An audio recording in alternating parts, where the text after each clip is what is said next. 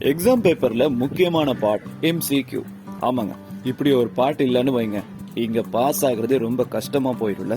கேள்வியை கேட்டு 4-5 ஆன்சரும் தந்திருப்பாங்க. சரியான ஆன்சரை செலக்ட் பண்றதுதான் வேலை. என்னங்க, சும்மா சிம்பிளா சொல்லிட்டேன்னு பாக்குறீங்களா? கிடையவே கிடையாது. நமக்கு அங்கேயும் கூட ட்ராப் இருக்கும்ல. சரியான ஆன்சர் அக்யூரேட்டா தெரியலனா டவுட் தான். ஆப்ஷன்ல இருக்க 4 ஆன்சரும் கிட்டத்தட்ட ஒரே மாதிரி இருக்கும். எதை செலக்ட் பண்றதுன்னு ரொம்ப ரொம்ப குழப்பமா போயிருங்க. சில நேரத்துல விட தெரியலன்னா ஏதாவது ஒண்ணு டிக் பண்றதுதான்.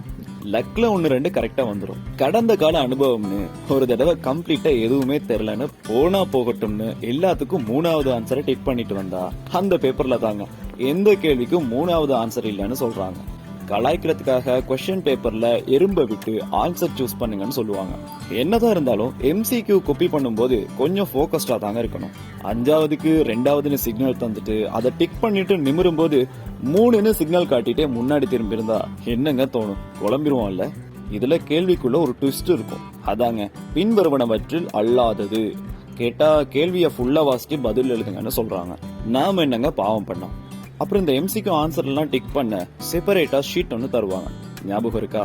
அதை வெட்டி கொத்தி ஒரு பட்டன் சீட் மாதிரி சப்மிட் பண்ணுவோம்ல. ஒரு மாதிரி அப்படி இப்படின்னு MCQ கரெக்டா பண்ணிட்டோம்னா நம்ம மார்க் ஓரளவுக்கு பார்டர் எட்டி பார்க்கும்ல.